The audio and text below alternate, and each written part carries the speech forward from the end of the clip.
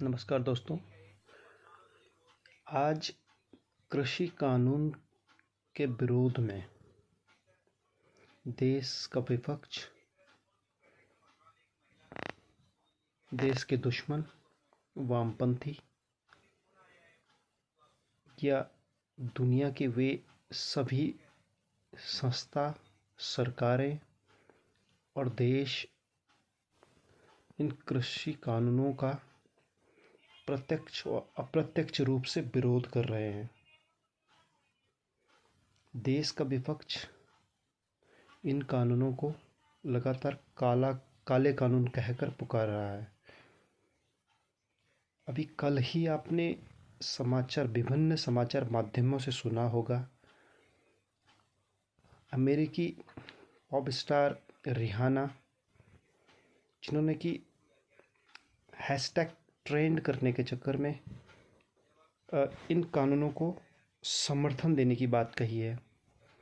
Swedish environmental activist Greta Thunberg, उन्होंने भी इस कानून का समर्थन करने की बात कही है।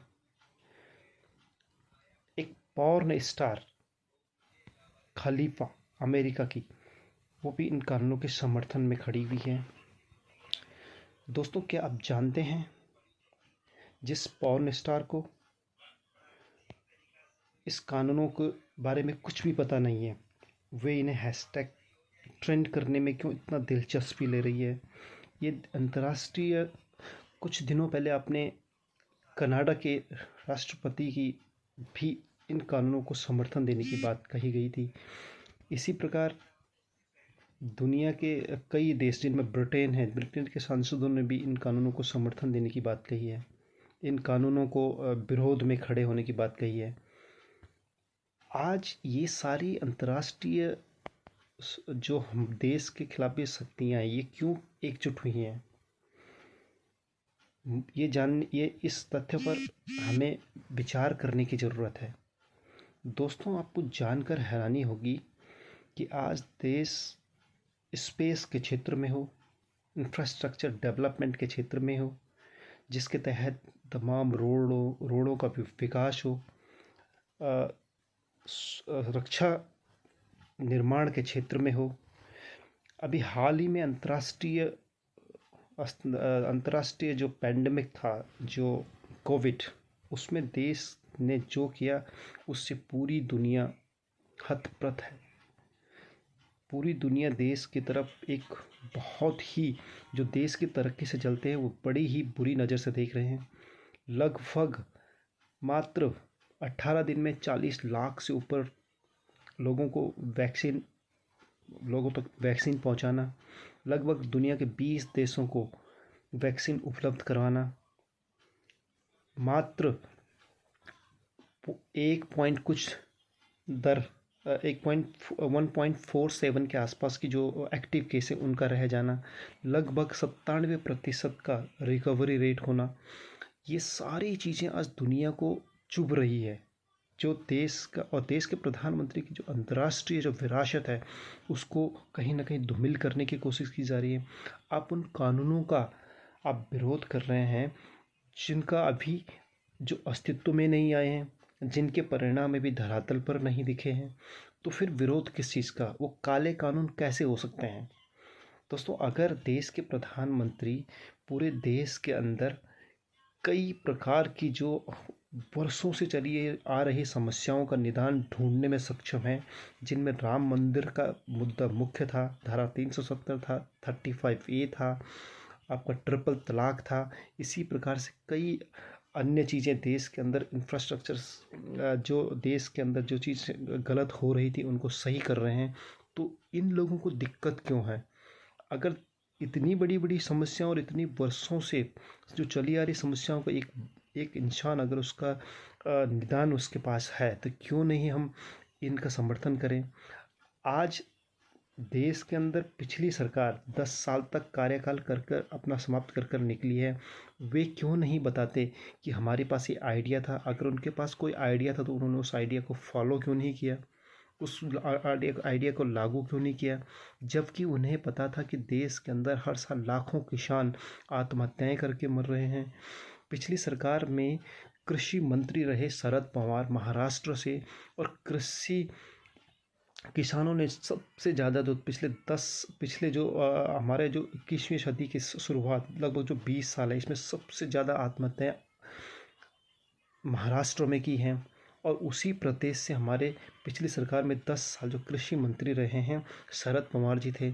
क्या उनके पास उन किसानों का दर्द नहीं था? आज वो दर्द कहाँ से झलकता है?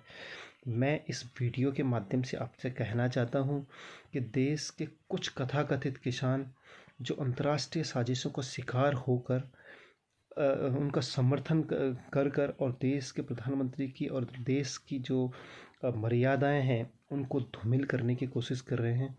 मुझे लगता है कृषि कानून ऐसा हो सकता है कि कोई बच्चा पैदा ही नहीं हुआ और हम उसके विकलांग, उसके अपंग, उसके हम काना ढूंढा जो भी हम कह सकते हैं, हम पहले ही कह सकते हैं।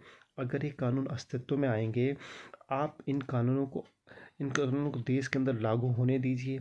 अगर इसके कुछ दुष्परिणाम हुए तो अन्य कानून की तरह इसमें भी बदलाव किए जा सकते हैं। इसीलिए हमारे संविधान के तहत हर कानूनों को अमेंड किया जा सकता है। तो क्यों ना हम, अगर इन कानूनों के भविष्य में दुष्परिणाम दिखे तो हमारे पास एक संवैधानिक ढांचा है जिसके तहत इनको अमेंड किया जा सकता है। तो मुझे लगता है कि जो लोग इन कानूनों का विरोध कर रहे हैं वे सिर्फ देश की छवि खराब करने की कोशिश कर रहे हैं। आज भी देश के लगभग 100 करोड़ लोग माननीय प्रधानमंत्री के नेतृत्व में खड़े हैं।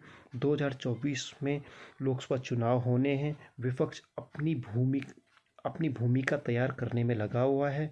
मुझे लगता है कि देश में अगर कुछ चीज़ें अच्छी हो रही है तो उनका समर्थन किया जाना चाहिए। और अगर देश के अंदर कुछ खामियां हैं तो उनको कैसे दूर किया जाए। आप किसी अच्छे चीज़ का बहिष्कार करने के बजाय कोई अच्छे आइडिया आप देश के अंदर लाएं। विपक्ष सत्ता में जो सरकार है उन्हें वो चीज़ें बताएं और उन्हें इम्प्लीमेंट करवाएं सरकार से, तो इसमें बेहतर होगा। इससे देश का भी भला होगा और देश के नागरिकों का भी भला होगा। तो इसलिए देश के अंदर अगर कृषि कानून अभी अस्तित्व में आए ही नहीं हैं, अगर वो कानून देश के हित में नहीं हुए तो भविष्य में उन्हें अमेंड किया जा सकता है। तो इस प्रकार से अंतर्राष्ट्रीय जो ट्वीट हैशटैग जो ट्रेंड किए जा रहे हैं उनके पीछे साजिश के सिवा कुछ नहीं है। आपको जानकर हैरानी होगी कि अमेरिकी जो पॉप स्टार रिहाना है, उनके लगभग ट्विटर पर 10 करोड़ से ऊपर फॉलोअर्स हैं। और आपको जानकर हैरानी होगी कि किसी भी एडवर्टाइज में वो काम करने के लिए लगभग 3 करोड़ से ऊपर का पैसा लेती है। तो इस तरह से हैशटैग का उन्होंने कितना पैसा लिया होगा, इसके कोई सोर्स तो नहीं है। लेकिन इस तरह से ही और भी लोग स्वीडिश इन्वायरमेंटलिस्ट ग्रेटा थनबर्ग जो कि इन्वायरमेंट के लिए के प्रति उनको उनकी रवैये के लिए उनको वो काम करती है। क्या जो कृषि कानूनों में जो किसानों पर पराली जलाने के लिए हैवी फैन जो इम्पोज करने के लिए कहा गया है, क्या ग्रेटा थनबर्ग को उस पराली जलाने के समर्थक में खड़ा होना चाहिए जिससे पर्यावरण दूषित होता है, या फिर पराली न जलाने के लिए जो कानून बनाया गया उसके समर्थन में खड़ा होना चाहिए? मुझे लगता है कि या तो वे झूठे इन्वायरमेंटलिस्ट हैं या फिर उन्होंने उसकी फीस ली है। तो इस प्रकार से हमें विदेशी ताकतों को देश की हकीकत जाने बगैर इस तरह के देश के नागरिकों को देश के बारे में ज़्यादा पता होगा। तो इसलिए हमें इन अंतर्राष्ट्रीय साजिशों का शिकार होने के बजाय देश के लोगों द्वारा जो चुनी हुई सरकार है उसके समर्थन में खड़ा रहना चाहिए। अगर कानून गलत हैं तो उनमें भविष्य में अमेंड किया जा सकता है। तो मैं इस वीडियो के माध्यम से आप सभी लोगों से कहना चाहता हूँ, जो भी इस वीडियो को देखें कि देश के साथ खड़े रहें और इस प्रकार के जो विचारधारा जो देश को तोड़ना चाहती हैं उनसे दूरियां बनाने की कोशिश करें। देश के किसानों से अनुरोध है कि वो सरकार को मौका दें, इसी में उनकी भलाई है। धन्यवाद।